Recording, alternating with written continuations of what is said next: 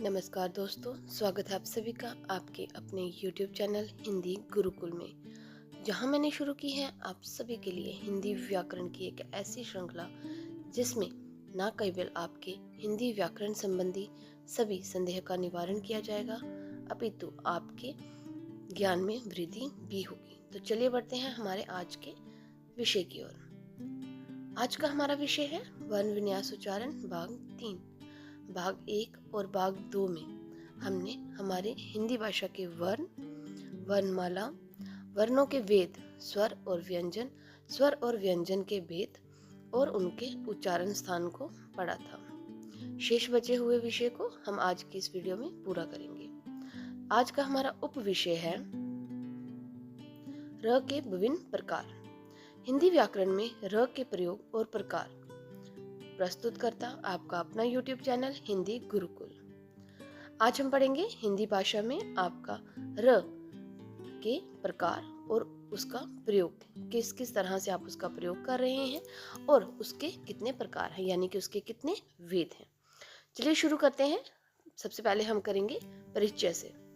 हिंदी भाषा में र का प्रयोग कई प्रकार से किया जाता है। यह स्वर, व्यंजन और संयुक्ताक्षरों में विभिन्न रूपों में आता है, यानी कि आप अपनी हिंदी भाषा में र का प्रयोग कई तरह से कर रहे हैं, अलग अलग तरीके से कर रहे हैं। और ये हमेशा जब स्वरों के साथ आता है या व्यंजन के साथ आता है या संयुक्ताक्षर के साथ आता है तो ये विभिन्न रूपों में आता है, यानी कि अलग अलग रूपों में आता है। कौन कौन से रूपों में आता है वो पढ़ेंगे हम र के विभिन्न प्रकार में। पहला है हमारा रेफ, यानी कि स्वर रहित र, यानी कि आधा र। दूसरा है हमारा पदेन, जिसमें हमारा र जो है वो स्वर सहित होता है। तीसरा है हमारा संयुक्ताक्षर में र, यानी कि इसमें भी आपका र जो है वो स्वर सहित होता है। सबसे पहला है जो आपका रेफ, वो हमारा शिरोरेखा के ऊपर लगता है। पदेन हमारा वर्णों के पांव में, और संयुक्ताक्षर में र लगने के बाद उसके रूप चेंज हो जाता है, बिल्कुल बदल जाता है, विकृति आ जाती है उसमें।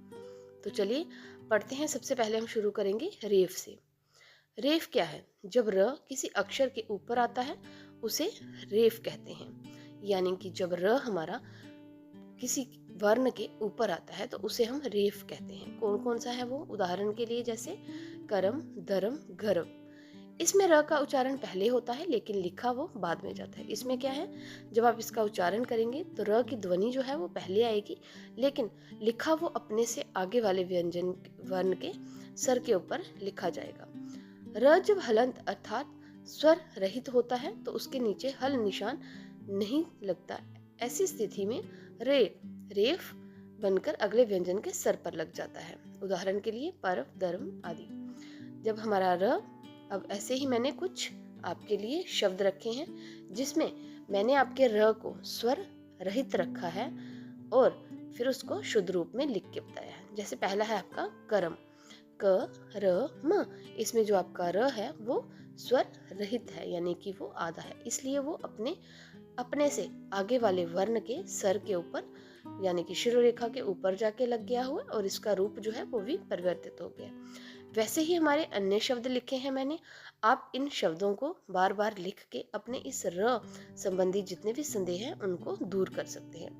जैसे कि आशीर्वाद, पहले हम आशीर्वाद में र जो है वो ई के साथ लगाते थे, लेकिन जब इसका उच्चारण जो है उसका किया गया तो अब ये मानना जाता है कि र आशीर्वाद का जो शुद्ध रूप है वो र जो है वो वा के ऊपर आएगा। वैसे ही अन्य शब्द हैं वार्षिक, धर्म, पर्दा, धार्मिक, चार्ट, वर्ग, वर्णित आदि। इसी के साथ अब शुरू करते हैं हमारे दूसरे वेद को, दूसरे प्रकार को। दूसरा प्रकार है हमारा जब र से पहला व्यंजन हलंत होता है और इसका उच्चारण प्रयुक्त वर्ण के बाद होता है तो र से पहला वर्ण पूरा लिखा जाता है और र का रूप विकृत हो जाता है। अब यहाँ पे क्या था, रेफ में क्या था, जो हमारा जो हमारा र था वो स्वर रहित था और इसलिए वो अपने से आगे वाले के सर पे लग जाए। अब इसमें क्या है, जो आपका र है वो तो स्वर सहित है, लेकिन इससे पहले र से पहले जो वर्ण आएगा वो हमारा स्वर रहित होगा, इसलिए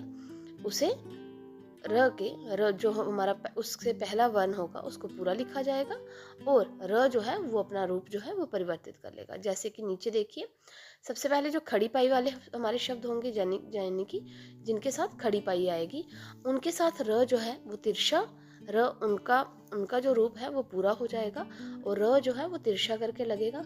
उसी प्रकार जो आपके खड़ी पाई वाले वर्ण ना होके गोल पाई वाले होते हैं, उसमें र जो है वो हमारा अलग होता है। पहला है हमारा क्र, क, र, प्र, ग्र, स्र। वैसे ही हमारी दूसरे वाले। अब सबसे महत्वपूर्ण भाग जो है वो है हमारा र और री की मात्राओं में अंतर। ज्यादातर बच्चे री को र कहते हैं, यानी कि ये बिल्कुल गलत है। पदेन र और री की मात्राओं में स्पष्ट अंतर देखा जा सकता है। दोनों के प्रयोग वर्ण पूर्ण रूप से भिन्न है तथा इनके प्रयोग में शब्दों के अर्थ में भी अंतर हो जाता है। जैसे कि ग्रह और गृह। पहला है आपका ग्राम, ग्रह, ग्रसित। दूसरा है आपका गृह, गृहिणी। ग्रह यानी कि आपका आकाश में घूमने वाले पिंड और ग्रह आपका घर। दोनों ही ई जो है, जो दोनों ही आपके र हैं, ये दोनों र ना होके एक आपका र है और दूसरा आपका री है।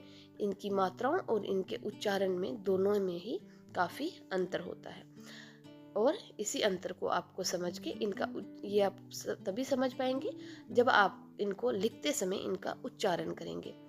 ये ग्राम है और ये गृह है। कुछ विद्यार्थी अपने गृह कार्य की जगह गृह कार्य लिख देते हैं, जो कि पूरी तरह से गलत है।